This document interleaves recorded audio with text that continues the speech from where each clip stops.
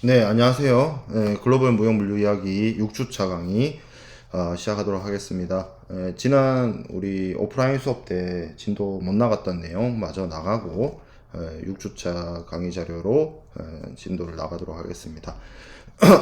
자, 이렇게 신항로가 개척이 되고 신대륙이라고 할 수 있는 아메리카 대륙이 발견되면서 이제 뭐 국제적 이동이 시작이 됐고 어떤 그 노동의 수탈이나 뭐 이런 것 자원의 수탈 이런 것뿐만 아니라 이제 이주 이런 것들도 시작이 됐고요. 그리고 이제 교역도 일어나게 되고 그리고 우리가 그 경제학에서 항상 얘기하는 어떤 무역 특화의 개념이 있어요.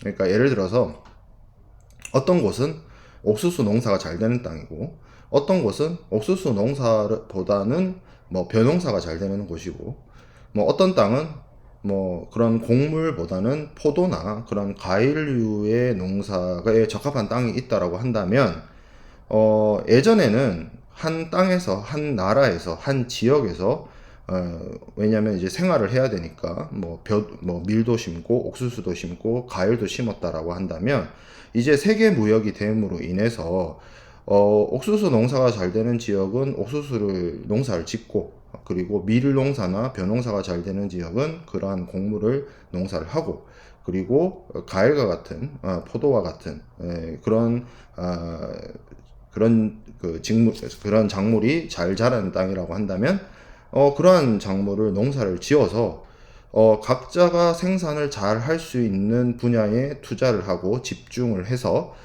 그것을 특성화한다는 거죠. 일종의 그게 이제 일종의 생산의 특화고, 이 생산의 특화가 이루어지면 잉여의 어떤 재화가 발생하게 됩니다. 그러면 그 잉여 재화를 이제 서로 교환을 하는 것이 무역에 가능하게 하는 것이고, 이게 사실은 요 메커니즘이 제가 뭐 그냥 말로 간단하게만 설명을 드렸는데, 사실 뒤에서 얘기할 애덤 스미스가 얘기하는 뭐 무역 특화라든지 고전적 경제학파에서 얘기하는 무역의 이론이에요. 각 국가가 자기들이 생산을 특화할 수 있는 농산물이나 생산품을 집중해서 생산을 해서 잉여 재화를 교환을 하는 그러한 것들이 고전파 경제학자들이 이야기하는 무역의 이론이고, 그런 것들이 이제 가능해질 만큼 서로 세계가 넓어졌고 각자가 잘 생산할 수 있는 걸 생산을 해서 교환을 하면 된다라는 차원이 일종의 세계화를 이룩했다라고도 볼 수 있고, 세계적으로 분업 체계를 이루어졌다라고 볼 수가 있는 거죠. 나보다 과일 농사를 잘 짓고 옥수수 농사를 잘 짓는 나라가 있다면 나는 내가 잘 할 수 있는 거를 잘 해서 이걸 잘 만들어내서 내가 쓸 만큼 쓰고, 남은 부분을 가지고 다른 사람이 생산한 포도라든지 다른 사람이 생산한 어떤 재화를 교환을 하겠다, 이런 개념인 거예요. 그래서 사실은 세계적 이동이나 교역이 가능해지면서, 그리고 세계적으로 어떤 전 세계적인 세계화가 이루어지고 지리적 발견으로 인해서 이런 것들이 가능해졌죠. 그러면서 무역이 단순히 어느 한 지역에서 한 지역으로 필요한 필수품이나 사치제를 옮겨가는 그런 수준이 아니라, 사실은 이전에 우리가 뭐 글로벌 무역 물류 이야기를 뭐 5주차, 6주차를 배우고 있었지만, 사실 그 이전의 무역이라고 하는 거는 지배층이나 아니면 어떤 필수이긴 하지만 그것이 어떤 기호식품이라든지 아니면 사치제라든지 이런 것들의 교역의 필요성에 의해서 힘들지만 실크로드라든지 뭐 바닷길이라든지 이런 것들을 이용해서 무역이 이루어졌다라고 한다면, 이제는 전 지구촌을 대상으로 세계화가 이루어지면서 교역품의 대상 자체도 사치품이나 소비재가 아니라 뭐 어떤 이런 식물이라든지 작물 뭐 이런 것들, 아니면 기호품의 경우에도 뭐 향신료나 아주 소수만 누릴 수 있는 그런 제품이었다면, 이제는 뭐 담배라든지 커피라든지 설탕이라든지 이런 대중들이 즐길 수 있는 기호품을 교역하는 형태로 무역품의 종류도 바뀌어 나가게 됩니다. 그런 것들이 어떻게 보면 이 신대륙 발견, 신항로 개척과 함께 세계 무역 혹은 세계 무역망이 성립이 되고 건설이 되었다라고 볼 수 있는 부분이에요. 자, 그리고 이 시기에 이렇게 신대륙이 발견되고 신항로가 개척이 된 이 시기에 이제 시작이 되는 것 중에 하나가 하나의 어떤 무역 패턴이라고 볼 수가 있는데 삼각 무역이 시작이 됩니다. 유럽, 아프리카, 아메리카를 연결하는 무역 체계인데 사실 그거의 어떤 운반자, 캐리어 역할을 한 거는 유럽의 상인들이에요. 이 사람들이 대항해 시대를 통해서 축적된 조선술과 기술력을 바탕으로 항해술과 이런 것들을 바탕으로 이제 세계 무역을 주도를 하게 된 건데 세계의 부가 어떻게 보면 그들의 중심에 놓여져 있었다라고 볼 수 있죠. 그래서 앞서 나갈 수밖에 없었고 그 앞서 나간 어떤 기술력을 바탕으로 유럽에서 생산된 여러 가지 총기류라든지 탄약, 옷감, 그리고 철제품, 뭐 장신구 이런 것들을 만들어서 이것을 아프리카로 가져갔고 이걸 통해서 뭐 직접적으로 노예를 잡거나 아니면 다른 아프리카 부족을 노예로 파는 아프리카 기존 어떤 주도권을 갖고 있는 부족하고의 거래를 통해서 노예를 사들인 거죠. 쉽게 말하면 노예 무역을 했고 이 노예를 어디로 데려가느냐? 아메리카 대륙으로 가져갔죠. 그래서 아메리카 대륙에 형성되어 있는 플레테이션 이런 곳에 가져가서 노예 농업을 할 수 있게끔 노예를 수출을 했고 그래서 거기서 생산되는 뭐 면화, 설탕, 담배, 커피, 럼주 이런 것들을 가지고 다시 유럽으로 와서 이런 소비재들을 기호품들을 유럽에서 판매하는 이런 하나의 트라이앵글 삼각형을 그리는 무역 체제가 이루어졌고 이 무역 체제가 아시아하고도 연결이 됩니다.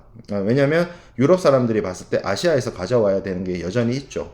후추를 포함한 향신료라든지 중국에서 생산되는 차라든지 이런 것들이 여전히 필요했기 때문에 유럽 상인들이 아프리카 지역이나 이런 데서 생산되는 뭐 상아라든지 아니면 이제 신대륙에서 이게 생산되는 금이나 은 이런 것들을 가지고 인도나 인도네시아 그 동남아시아 중국으로 가서 거기서 향신료나 차나 이런 물품들을 수입해오는 유럽으로 가져오는 그런 무역 루트, 무역 패턴이 완성이 됩니다. 이게 이제 이 시기에 이루어진 삼각무역이라고 볼 수가 있습니다. 자, 이렇게 이루어지다 보니까 이러한 것들을 그 국제적인 국제망의 이용이 되면서 하나의 어떤 결제 제도나 결제 시스템이나 결제 수단이 필요를 했는데 그러한 결제 수단으로서 가장 널리 사용된 것은 이 시기에 은입니다.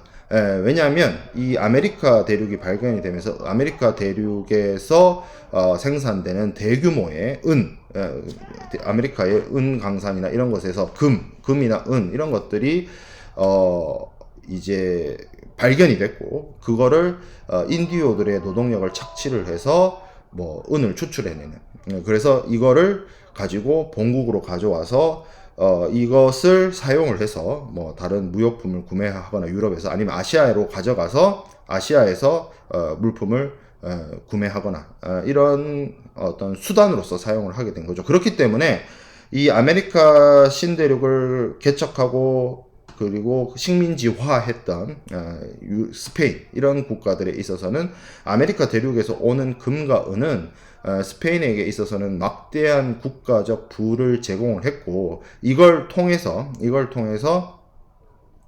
뭐 전쟁을 한다든지 뭐 사치를 한다든지 뭐 이런 것들을 하게 되었죠. 근데 이게 어떤 스페인의 경우에는 아메리카 대륙을 어떤 산업의 생산 기지나 어떤 농작물의 생산 기지 항구적으로 이용할 수 있는 산업을 형성시킨 게 아니라 아메리카 대륙에서 아메리카 대륙을 어느 하나의 수탈의 수단으로서 은을 추출해내는 은산지로서의 역할로만 국한을 했기 때문에 그 은이 고갈되거나 그리고 은이라는 것도 유한한 자원이죠. 이것이 그리고 무한대로 들어오는 것도 아니죠. 그래서 이 은과 관련돼서 그 식민지 개발과 개척과 관련해서 주요한 인구들이 스페인에서 아메리카 대륙으로 많이 빠져나가기도 했고, 그래서 결국 노동력이 빠져나감으로 인해서 스페인 경제에는 결과적으로 좋지 않은 영향을 미치기도 했고요. 그리고 은이란 것도 결국에는 이게 유한한 재화이기 때문에 이 스페인의 어떤 왕실의 어떤 전쟁 비용이라 이런 것들의 충당됨으로 인해서 굉장히 많은 어떤 경제적 성장의 한계를 가지게 됩니다. 그리고 결국 스페인에 의해서 채취된, 스페인에 의해서 이동된 은이 결국에는 전 세계적인 상강무역 네트워크를 이용을 해서 다른 나라로 흘러 들어가게 돼요. 그리고 그것이 뭐 유럽의 다른 나라든지 아니면 오스만 투르크라든지 아니면 아시아 지역으로 많이 흘러 들어가게 됩니다. 그래서 은이 기존에는 쉽게 말해서 유럽이나 지중해 아라비아 지역에서 유통되는 은이라고 하는 것이 한정돼 있었는데, 이게 신대륙에서 만들어진 채취된 은이 이 유럽이나 이 아시아 지역으로 이렇게 넘어오면서 은이 일종의 국제적인 결제 수단, 오늘날의 달러와 같은 기축통화 역할을 수행을 하게 됐고, 은이 많이 이 중국이나 특히 중국 같은 경우에는 주로 이 중국의 경제가 원체 튼튼하고 자체적으로 자립할 수 있을 정도로 생산력이 뒷받침이 되기 때문에 농업 생산량이나 이런 것들이 특히 특별하게 유럽에서 가져오는, 유럽 상인들이 가져오는 물품을 구매할 물품이 없었어요. 근데 유럽 상인들은 아시아 지역에서 구매할 필요가 있는 물품들이 있죠. 제가 아까 말씀드렸던 뭐 차라든지 그런 것들이, 뭐 도자기라든지 이런 것들이 있을 수 있는데, 그러다 보니 아시아의 특히 중국의 차, 동남아시아의 향신료 이런 것들하고의 교환이 주로 은을 통해서 이루어지게 됩니다. 그러니까 유럽 사람들이 은을 가지고 와서 아시아에서 차나 이런 필요한 물품들을 구매를 하는 거죠. 그러면 결국에는 중국 쪽에서는 차를 팔고 은을 받는, 그러면 중국 시장에는 물품이 다른 재화가 도는 것이 아니라 은이 많이 유입이 되게 되죠. 그래서 일종의 중국에서의 인플레이션이 발생을 하게 됨으로써 뭐 그 어떤 중국의 어떤 화폐 경제가 발전을 하고, 거기에 맞춰서 중국 내의 화폐 경제 어떤 시장 경제라고 볼 수 있는, 뭐 근대적인 의미의 시장 경제는 아니지만 어쨌든 그런 것들이 발달하게 되고, 결국 그것이 조세 제도의 변화. 예전에는 중국에서 세금을 쌀로 곡식으로 냈다라고 한다면 뭐 은화로 세금을 내는 방식, 이런 방식으로 세금을 걷어들이는 방식조차 바꿀 정도로 인플레이션, 그 은하의 유입으로 인한 인플레이션이 많이 발생을 하게 되었습니다.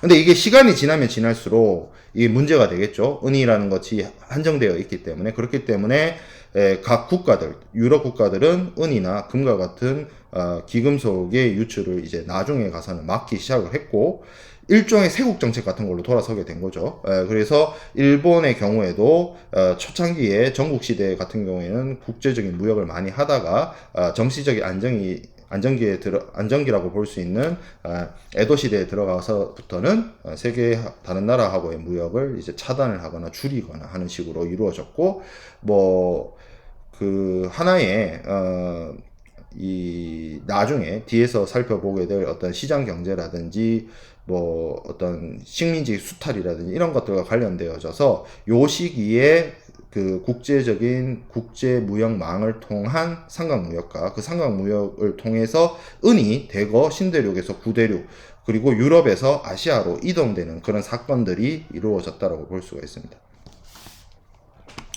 자, 그래서 5주차 강의 자료까지 살펴보았고요. 자,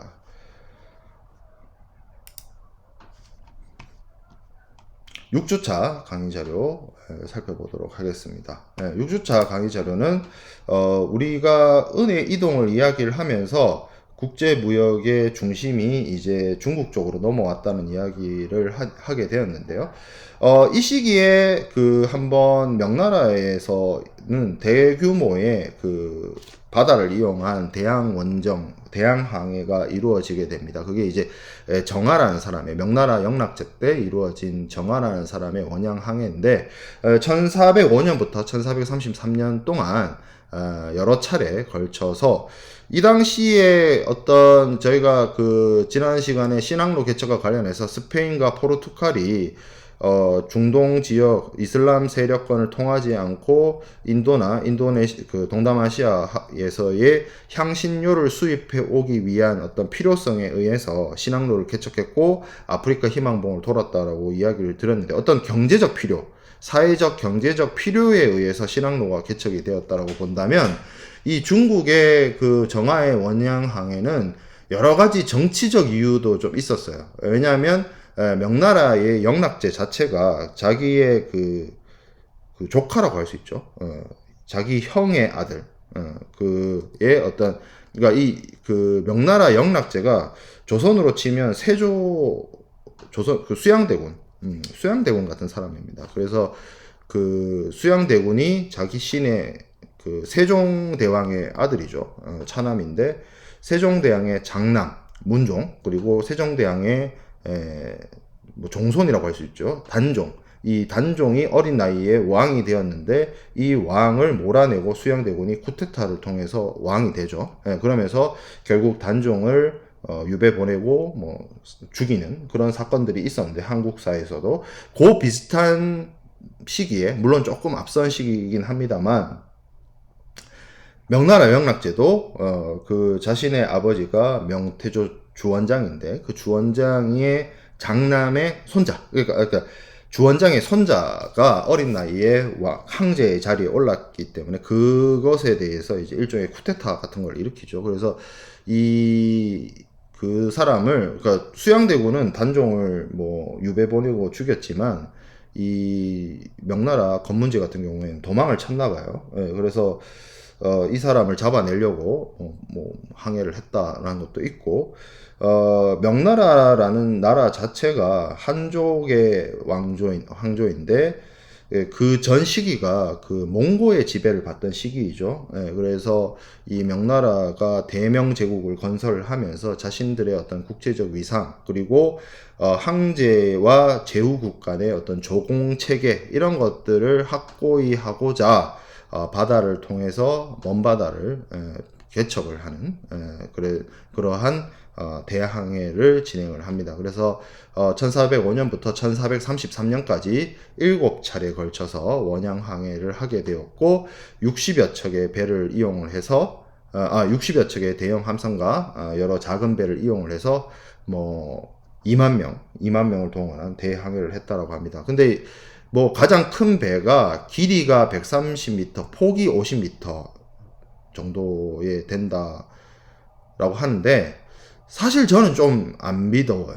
왜냐면 길이 130에 폭 50m면 오늘날의 선박도 폭 50m가 쉽지는 않아요. 생각보다. 근데 오늘날의 선박은 철로 만들죠. 얇은 철판을 용접을 통해서 일종의 철 구조물인데, 오늘날의 선박들, 컨테이너선이든 뭐 유조선이든 뭐 크루즈선이든. 근데 이게 이제 정화의 원정에서 사용됐던 보선이라고 하는 거는, 여기 뒤에 그림이 나오는데, 이게 이제 콜럼버스가 이용을 했다라고 하는 배와 정화가 이용했다라고 하는 배의 사이즈 차이인데, 뭐 아마 압도적으로 그 콜럼버스가 이용한 배보다는 컸을 것 같아요. 여러 가지 뭐 기록이나 이런 걸 봤을 때 그건데, 진짜 이 사이즈인지는 저는 좀 의문이스러워요. 이게 나무로 배를 이렇게 만드는 것이 그게 가능했을까? 뭐 그리고 이렇게 배를 크게 만드는 게 그렇게 효율적이었을까? 라는 생각이 들거든요. 적당한 사이즈로 여러 개를 만드는 게 좀 더 낫지 않았을까 싶은 생각도 들고, 어쨌든 이런 엄청난 규모의 항해를 했고, 그 콜럼버스가 이용한 그 배보다는 컸다는 거는 뭐 확실한 것 같아요. 이 정도로 컸을까? 쉽게 말하면 이 정도로 컸을까? 이게 이제 캐스천 마크가 붙는 거지, 확실히 그 파견된 어떤 선단의 크기나 선단의 규모나 인원수나 이런 것들은 압도적이었다고 판단이 됩니다. 그리고 이 선박들은 일종의 그 뭐 격실이라든지 이런 것들이 갖추어져 있었다라고 하고요. 그래서 이 정화 함대가 1405년부터 1433년까지 베트남, 말레이시아, 스리랑카, 인도, 오늘날의 사우디, 그리고 더 나아가서 동아시아 지역까지 방문을 했고, 거기서 그 현지인들과 교류를 하고 나름의, 왜 현지인들은, 그쪽의 현지인들은 그렇게 생각 안 했을 수도 있지만 무엇을 받으면서 중국 황제의, 대명 제국 황제의 어떤 위용을 떨치고 조공 관계를 확립했다라고 이야기가 되고 있습니다. 자, 그래서 이렇게 엄청난 인원이 동원이 되어서 여러 차례 항해를 함으로 인해서 동남아시아 지역에 1차적으로 그 중국계 상인들이 많이 건너가게 되었고요. 이 사람들이 하교가 동남아시아에 이렇게 지금도 뭐 싱가포르나 이런 나라들 보면 그 경제를 장악하고 있는 사람들이 이제 중국계 그 이주민들의 어떤 커뮤니티나 이런 것들이 되게 강하죠.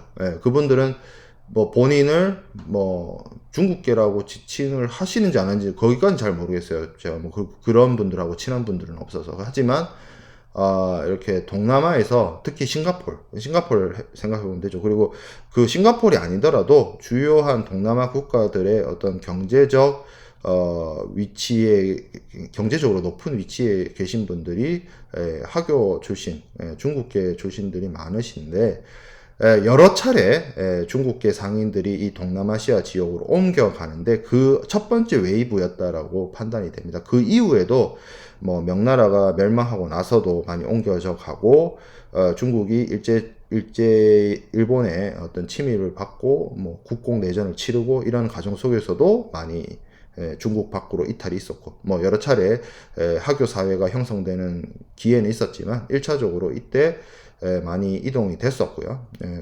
그러나 이러한 대양 항해는 1433년을 끝으로 영락제 이후의 황제들이 이러한 어떤 대양 항해를 하지 않음으로 인해서 실질적으로 더 이상 진전이 없게 됩니다. 어떻게 보면 그 중국의 황제 혹은 중국의 정부, 중국이 스스로 이러한 어떤 원양 항해의 큰 메리트를 경제적 실익이나 어떤 정치적 실익에 있어서 그러한 어떤 실익을 느끼지 못했다라는 측면이 저는 가장 큰 이유가 아닐까라는 생각이 들어요. 그러니까 유럽의 그 스페인이나 포르투갈이나 아니면 후발주자로 등장하는 뭐 네덜란드니 영국이니 프랑스니 이런 국가들은 필요성이 있었어요. 경제적 필요성. 뭐 향신료라든지 특히 후추 이런 것들을 가지고 와서 뭐 그리고 신대륙이 발견되고 나서부터는 신대륙에서 생산되는 은이라든지 아니면 신대륙에서 생산되는 뭐 담배라든지 커피라든지 설탕이라든지 모카 이런 것들이 경제적으로 그들의 삶을 유지하고 국가의 경제를 지탱하는 데 있어서 필수적인 요소였기 때문에 꾸준히 바다로 나아갈 수밖에 없었고 바다를 통해서 세계 무역을 해야 할 필요성이 있었지만 중국에 있어서는 이미 중국의 땅이 넓고 양자강 주변이나 이런 것들이 개간이 이루어지고 함으로 인해서 중국 내에서 생산되는 재화 혹은 식량만으로도 중국 인구가 충분히 먹고 살 수 있었고, 그리고 특별히 외부의 어떤 사치제나 소비재를 필요로 하지 않음에도 불구하고 외국의 상인들이 스스로 찾아오는, 유럽의 상인들이 스스로 찾아왔기 때문에 뭐 스스로 찾아오는 사람들이 있어서 그런지 모르겠지만 황제가 스스로 황제가 제국에 어떤 자본을 투입을 해서 뭐 신항로를 개척을 한다든지 아니면 무역망을 유지를 한다든지 해외 식민지를 유지를 한다든지 뭐 이런 것들에 대한 필요성을 느끼지 못한 것이 아닌가 라는 생각이 듭니다. 그래서 더 이상 정하의 원양항해 이후에는 명제국에 있어서 이 정도의 대규모의 원양항해는 이루어지지 않게 되고요. 그래서 1433년 이후로 이 정도 규모의 대양 항해를 파견하지 않아요. 그래서 1400년대 후반 포르투갈과 스페인이 신항로를 개척을 하면서 아프리카, 인도, 동남아시아 지역에 진출을 했을 때 힘의 공백이 있었고 거기를 빠르게 포르투갈과 스페인 상인들 그리고 그 후발주자라고 볼 수 있는 영국과 네덜란드 상인들이 차지하게 되는 결과를 초래하게 되었습니다. 자, 그리고 또 한 가지 살펴볼 게 일본이죠. 일본이 있는데 이제 중국 살펴봤으니까 일본 살펴봐야 되겠죠.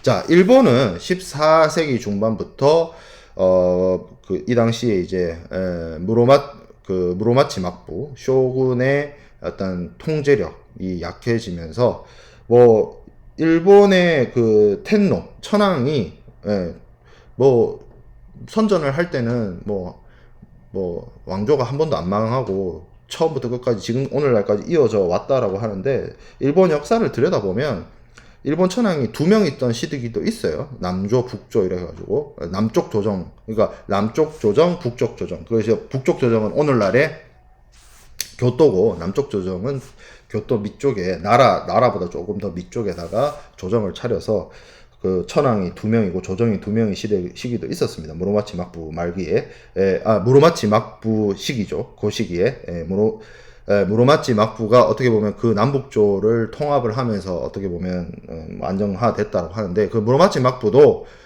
길게 그 어떤 권세를 유지하지 못하고 온인에 난 이후에 각 지역의 영주들이라고 할 수 있죠. 그러니까 봉건제, 우리 유럽에서 얘기하는 중세 봉건제의 개념처럼 중세 유럽의 봉건제는 각 지방을 뭐 공작이니 백작이니 후작이니 이런 사람들이 다스리고 그 밑에서 기사 계급이 있고 장원이 있었다라고 설명을 드렸는데 중세 봉건제에 대해서 그와 유사하게 이 일본의 중세의 전국 시대라고 하는 시기도 각 지역의 다이묘라고 하는 사람들이 지역의 통제권을 가지고 그 밑에 사무라이 계층, 중세의 영주들 밑에는 기사 계급, 나이츠들이 있었다라고 한다면 이 일본의 다이묘들 밑에는 사무라이 계층이 있어서 어떤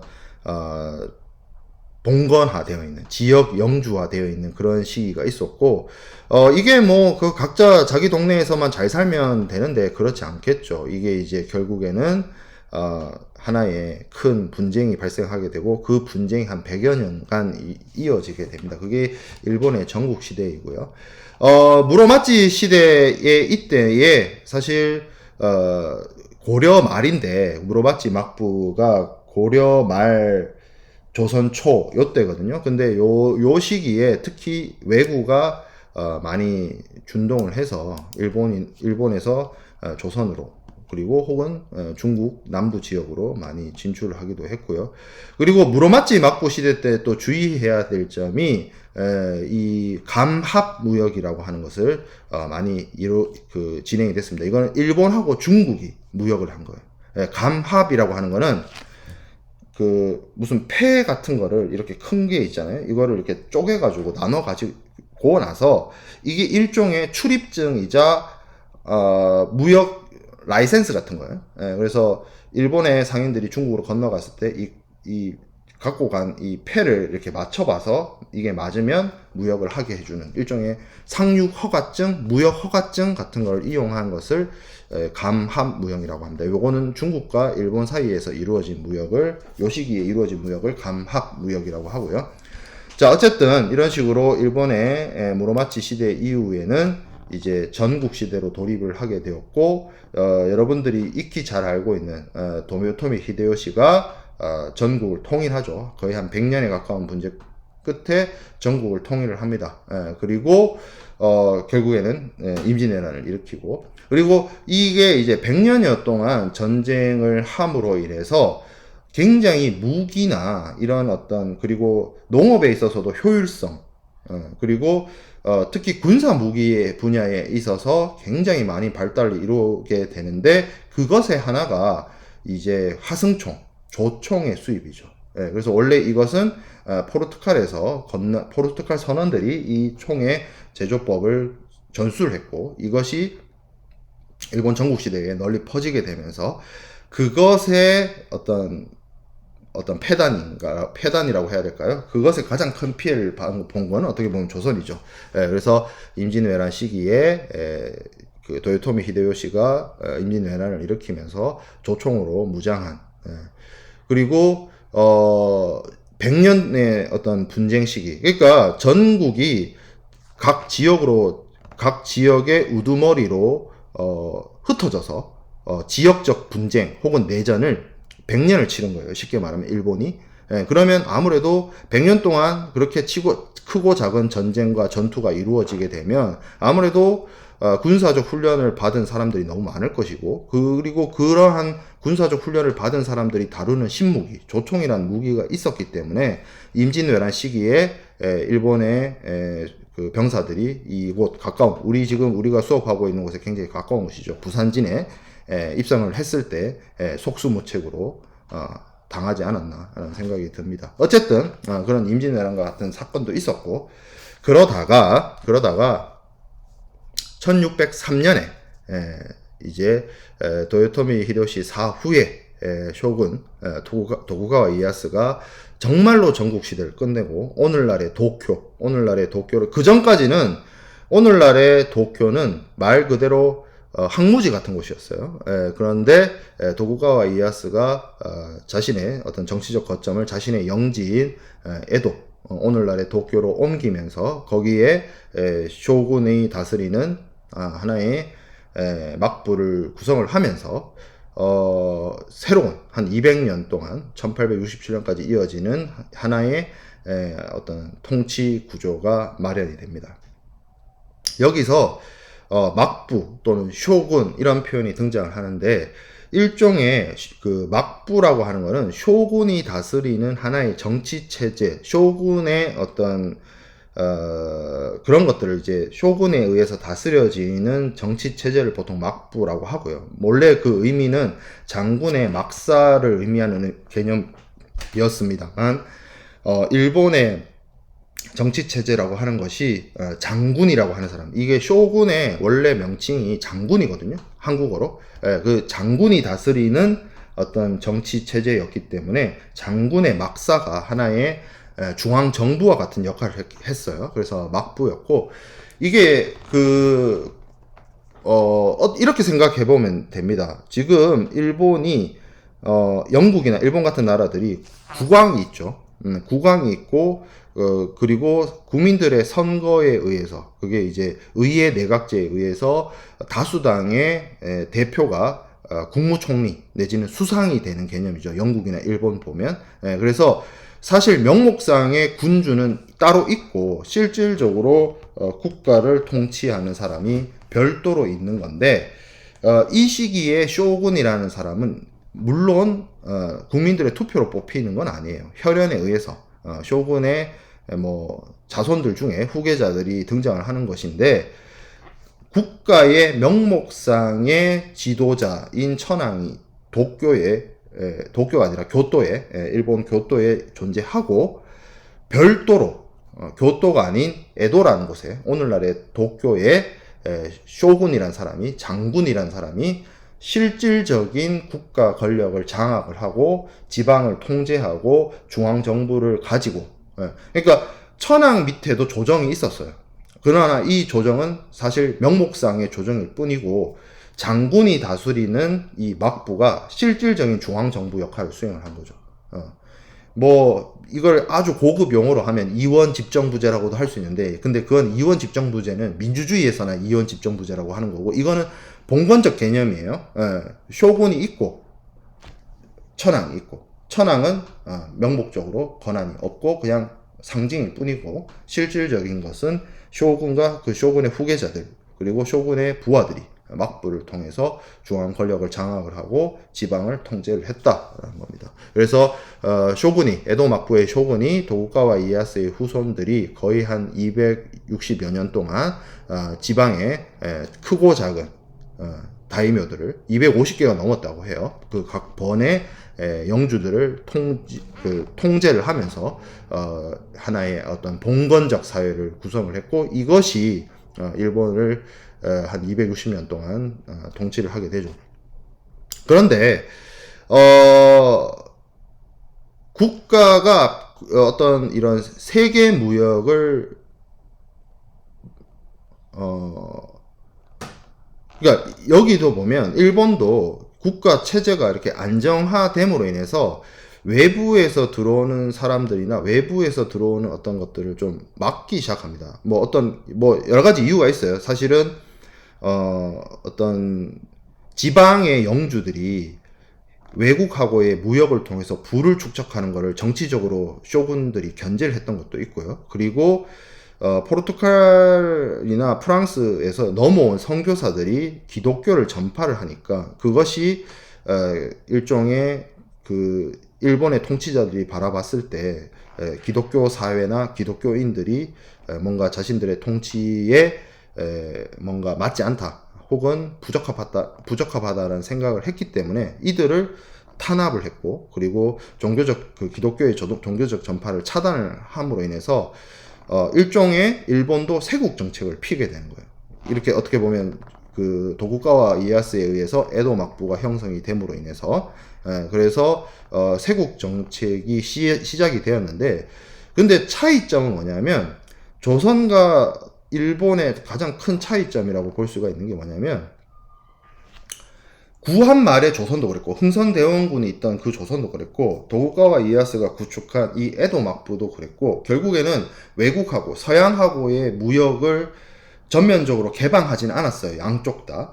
근데 차이점이 뭐냐면 조선은 철저하게 그거를 막는 입장이었다라고 한다면 일본은 숨 쉴 수 있는 구멍을 하나 만들어 놓습니다. 그게 대지마라는 곳이에요.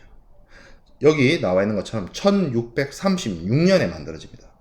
그러니까 도쿠가와 이에야스가 에도 막부를 창건한 지, 물론 아마 1636년이었기 때문에 도쿠가와 이에야스가 아니라 도쿠가와 이에야스의 아들 이에미츠 시대 때 아마 개설이 된 것으로 알고 있는데, 도쿠가와 쇼군은 결국에는 지방의 영주들을 통제를 하면서 지방의 영주들로 하여금 외국하고의 무역이나 이런 것들을 못하게 막아요.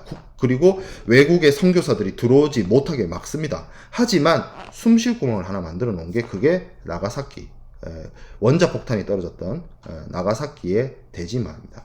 여기에 이 대지마라는 섬이에요. 한자로 출도입니다. 출도라는 섬인데 이게 인공섬이에요. 인공섬을 만들어서 원래는 처음에는 아까 제가 그 조총 기술을 포르투갈 상인들이 이렇게 전파해줬다라고 하죠. 그래서 처음에는 포르투갈 사람들이 와서 거기서 일종의 자유무역지대였어요. 그러니까 일본 전체가, 일본 땅덩어리 전체가 외국하고 서양하고 무역을 할 수 없는 세국 정책을 피고 있는데, 오로지 나가사키의 조그마한 인공섬 여기에서는 허용이 되는 거예요. 여기가 일종의 오늘날로 치면 자유무역지대인 거죠. 그런데 처음에는 포르투갈 상인들이 무역을 하다가 이 사람들 속에 어떤 기독교 전파라든지 선교사들이 끼어서 뭐 이렇게 뭔가 분쟁이 터지다 보니까 포르투갈 사람들 다 쫓아내고 네덜란드 사람들이 이 자리를 대체하게 됩니다. 네덜란드 사람들은 기본적으로 신교 쪽인데 별로 뭐 종교 전파나 이런 거에 관심 없고 무역이 목적이었다 보니까 이제 나중에는 아예 네덜란드 사람들한테 여기를 정주하게끔 했고, 네덜란드 상인들의 대표를 이 대지마의 네덜란드 상인들의 대표로 앉혀가지고 일종의 200여 년 동안 일본이 그 페리 제독에 의해서 나중에 흑선 사태라고 있어요. 1860년대 가서 1862년에 가서 흑선의 내양으로 쇼군이 그 세국 정체를 포기하는 그 시점까지, 그 시점까지도 계속 네덜란드하고만은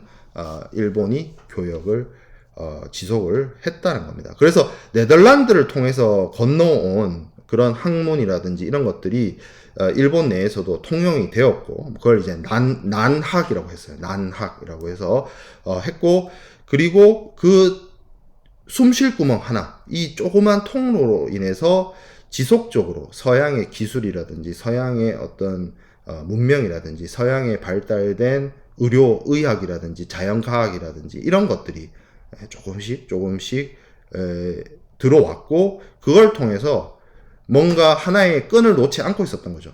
그에 반해서 조선은 그렇지 못했어요. 조선은 철저하게 여러분들이 뭐 하멜의 표류기라든지 뭐 박연이라는 사람의 일대기 이런 것들을 다루는 조선시대의 어떤 컨텐츠들을 보면 알겠지만 서양인 그리고 서양 문명 그리고 서양인들이 전파하는 어떤 기술이나 과학이나 종교에 대해서 굉장히 배타적이었고 뭐 흥선대원군 시기에는 무력 충돌을 불사할 정도로까지 세국 정책을 펴죠. 그리고 뒤에서 얘기를 하겠지만 조선은 철저하게 그 명나라 혹은 청나라하고의 어떤 조공무역 아니면 일본하고의 어떤 교린과 관련된 한정된 무역만을 수행을 했지 서양을 향해서 어떻게 보면 시장을 연다든지 어떤 뭐 개화를 한다든지 하는 뭐 개방을 한다든지 그런 것들을 하지 않았어요.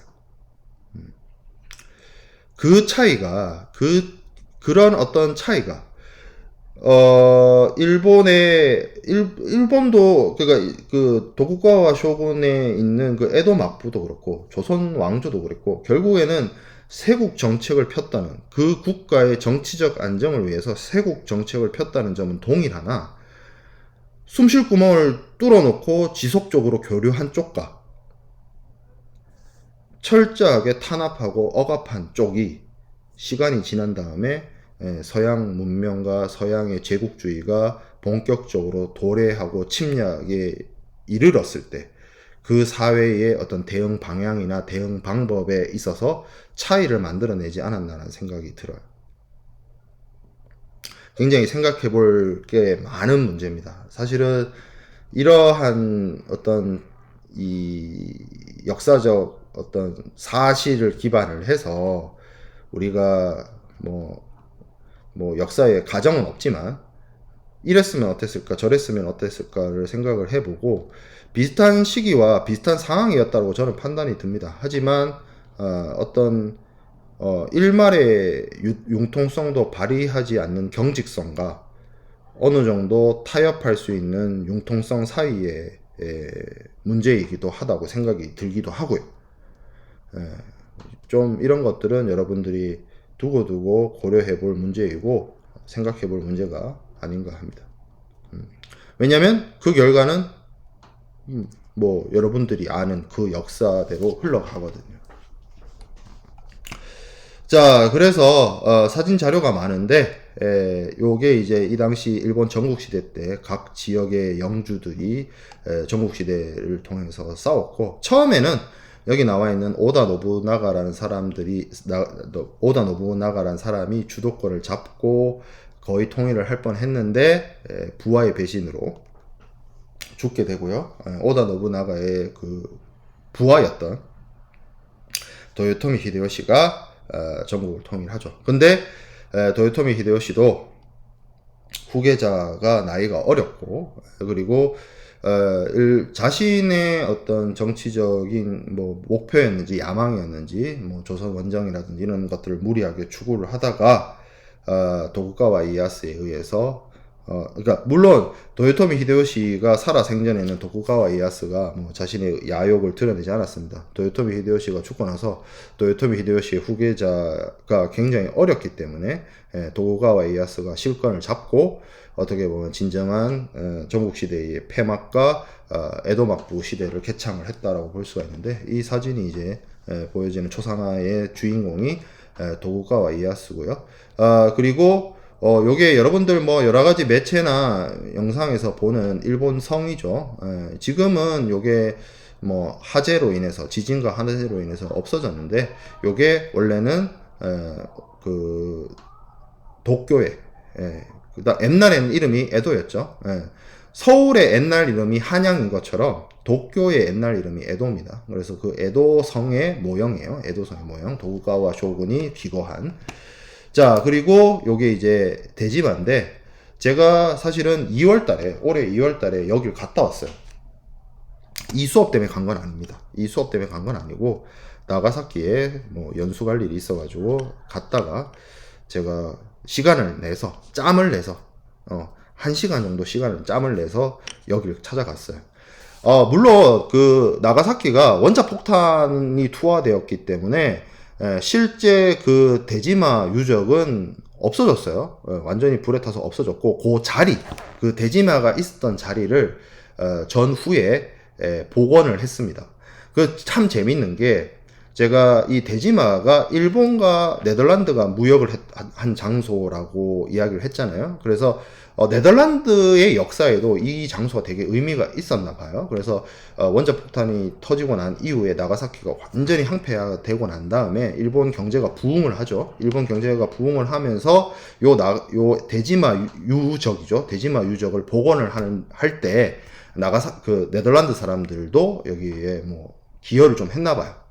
뭐 의미가 있는 거죠. 일본과 네덜란드란 나라 사이에 이루어진 교역. 그래서 여기 위에 있는 그 옛날 그림은 이 당시에 실제로 네덜란드 상인들이 많이 찾아오던 시기에 대지마를 그린 모습이고요. 그래서 여기 보면 이렇게 실제로 나가사키가 있고, 나가사키에 여기가 큰 기와집, 요게 그 쇼군이 파견한 이 지역을 관할하는 관리자가 기거하는 저택입니다. 그 관리사무소 같은 곳이에요. 일본 측 사무소가 있고, 여기 작은 다리를 하나 건너가면 반달 모양의 조그만 섬이 있어요. 그래서 여기에 안에 이게 이제 그 네덜란드 상인들이 생활을 하고 여기서 무역을 하고 이랬었고요. 그래서 실제로 여기 가보면 그 당시에 어떤 모형이었는지 작게 미니어처로 만들어 놓은 게 있습니다. 그래서 여기 밑에 있는 사진들은 미니어처예요. 그래서 요 모양이 실제로 작게 모양으로 미니어처로 만들어 놓은 걸 제가 사진을 찍어 놓은 거예요. 그리고 여기 보면 여기 오른쪽에 툭 튀어나와서 여기 이제 배들이 접안을 하거든요. 그게 요렇게 생겼습니다. 그래서 이 그 반달 모양의 섬에 이 오른쪽 끝에 툭 튀어나온 부분이 있어요. 여기가 부두인 거예요, 쉽게 말하면. 그래서 배들이 와서 접안을 해서 화물을 내리거나 실거나 하는 장소였고요.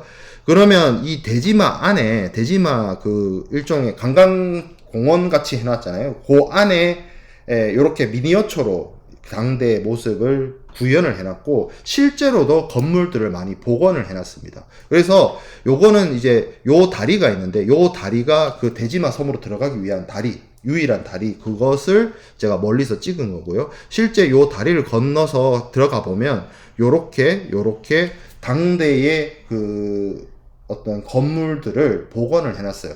그러니까 요런 건물들 같은 경우에는 일본식 건물이죠. 근데 여기 왼쪽에 보면 이게 약간 서양식 건물 같은 것들도 몇 채 들어와 있습니다. 그래서 이 건물 안에 들어가 보면 요렇게 그러니까 바닥은 다담이에요. 일본식 그 료칸 같은 데서 볼 수 있는 다담인데, 이런 가구나 이런 것들은 서양 사람들이 쓸 수 있는 가구를 갖다 놓고 생활을 한 모양이에요. 그래서 그 당시에 대지마가 활성화되어 있고 네덜란드 상인들이 많이 찾아왔을 때의 모습을 일종의 복원해서 구현해 놓고 있어요.